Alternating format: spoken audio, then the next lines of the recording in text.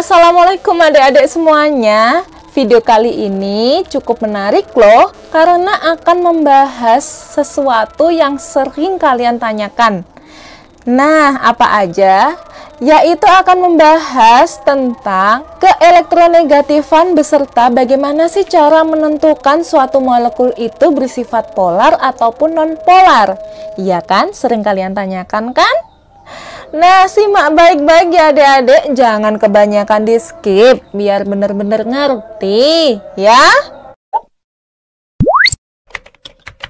Jadi adik-adik, yang pertama akan dibahas tentang keelektronegatifan, kemudian akan dibahas tentang jenis ikatan kovalen, dilanjutkan dengan sifat molekul, entah bersifat non-polar ataupun polar. Oke adik-adik, sekarang kita membahas tentang keelektronegatifan dulu ya.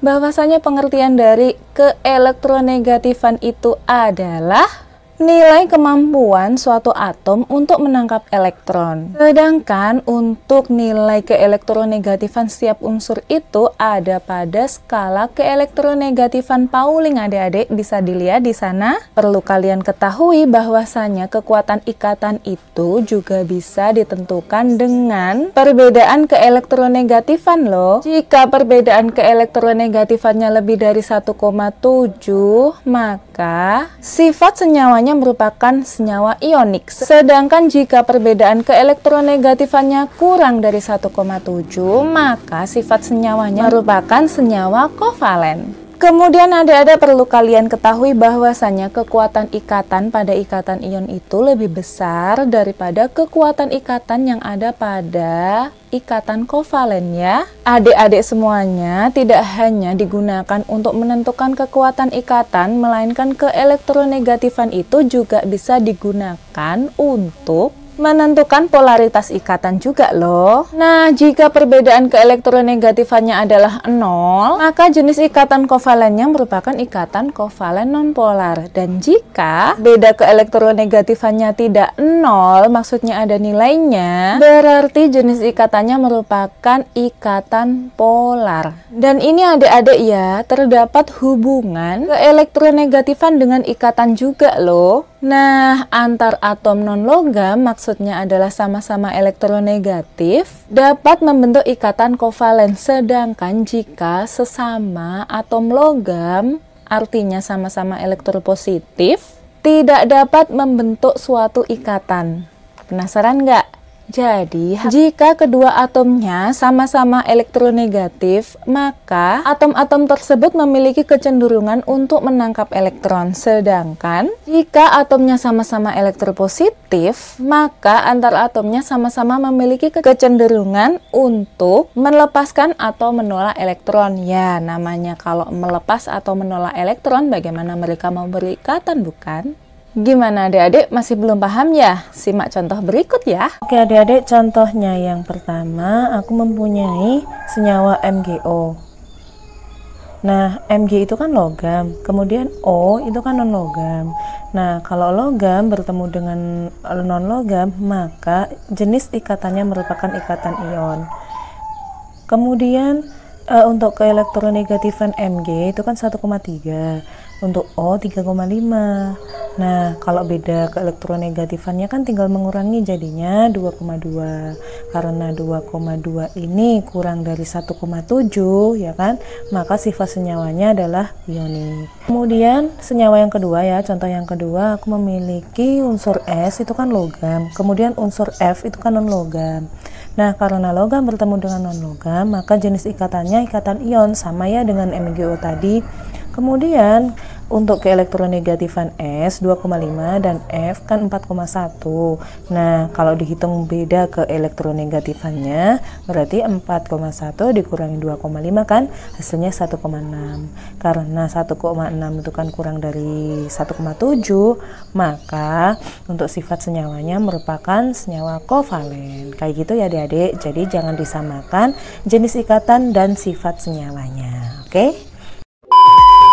Oke adik-adik, sekarang kita akan membahas tentang jenis-jenis ikatan kovalen dulu ya. Jadi adik-adik, salah satu akibat adanya perbedaan keelektronegatifan antar dua atom unsur yang saling berikatan adalah terjadinya polarisasi ikatan kovalen. Adanya polarisasi ini, maka ikatan kovalen itu bisa dibedakan menjadi dua jenis, yaitu ikatan kovalen polar dan ikatan kovalen nonpolar. Untuk ikatan kovalen polar bisa dijumpai di senyawa HCl atau hidrogen klorida, sedangkan contoh dari senyawa yang berikatan ikatan kovalen nonpolar bisa dijumpai pada molekul hidrogen. Nah, coba kalian lihat animasi berikut ya. Pada molekul HCl, pasangan elektron bersama atau PEB yang ada di ikatan itu loh lebih tertarik pada atom Cl. Penyebabnya adalah ya seperti tadi, karena harga keelektronegatifan Cl lebih besar daripada H kan? Hal ini mengakibatkan terjadinya polarisasi pada hidrogen klorida atau HCl menuju atom klorinnya ya. Kemudian adik-adik coba kalian bandingkan dengan ikatan kovalen nonpolar. Di sana contohnya adalah H2 atau senyawa hidrogen. Yang namanya senyawanya sama, pastilah elektronegatifan antara kedua atom H itu juga sama kan? Kemudian coba kalian lihat animasi berikut ini. Pada molekul hidrogen, pasangan elektron bersama berada di tempat yang berjarak sama antara kedua inti atom hidrogen. Karena atom itu antara kiri dan kanan kelihatan simetris kan? Nah, yang model kayak gini nih, yang simetris ini, inilah yang dinamakan sebagai ikatan kovalen nonpolar.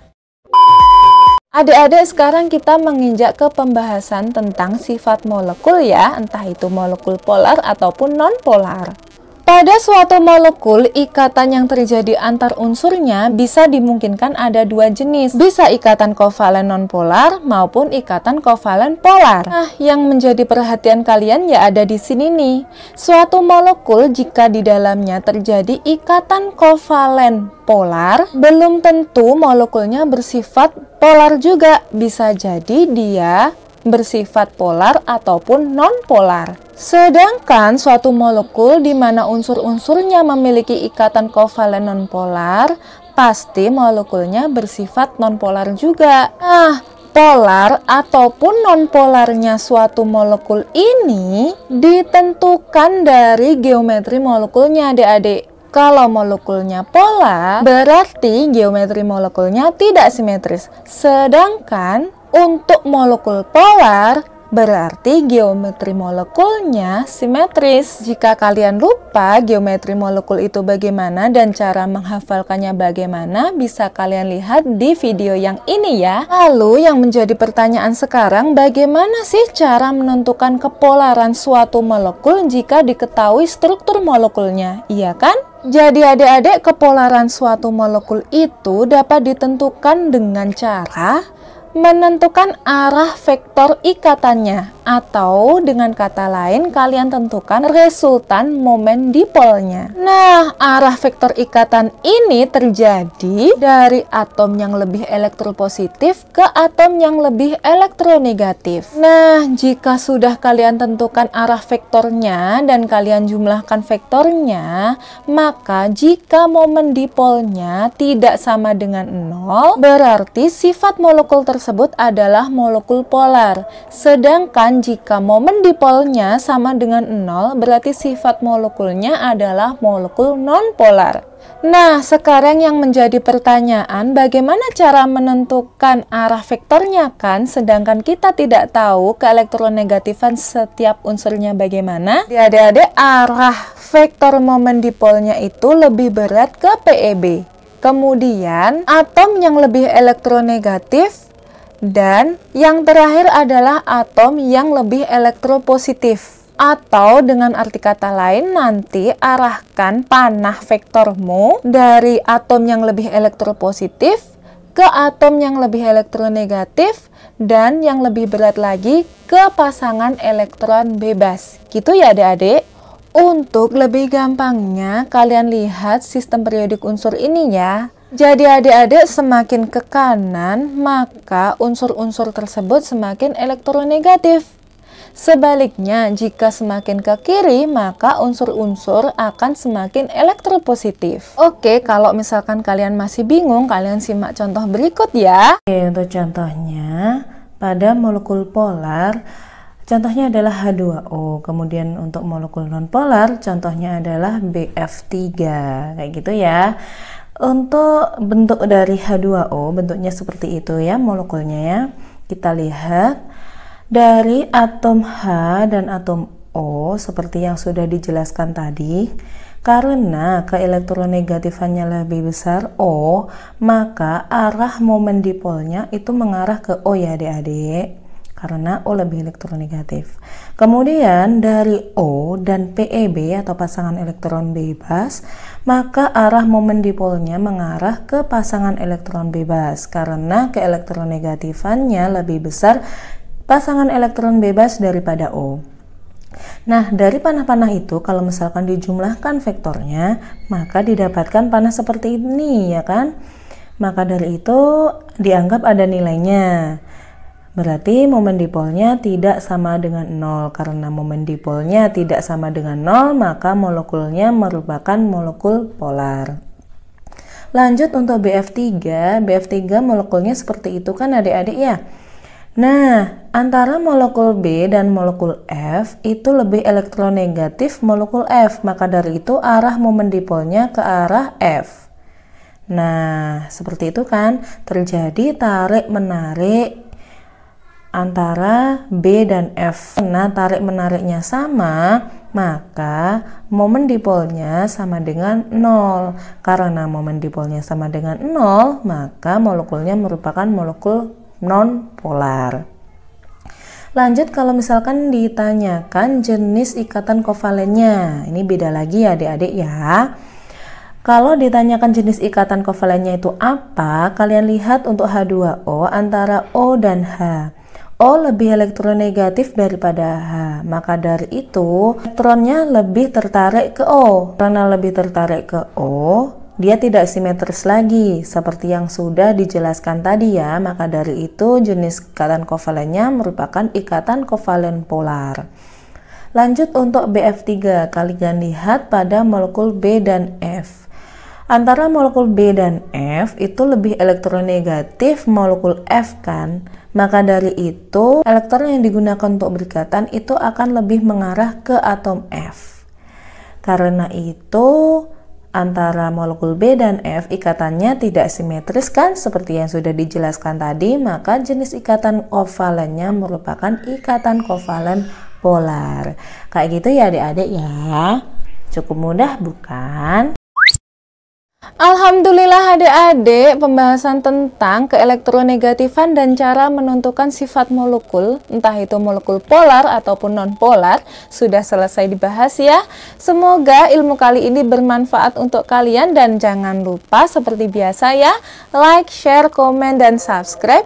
Akhir kata, wassalamualaikum warahmatullahi wabarakatuh. Tunggu next videonya ya. Dadah!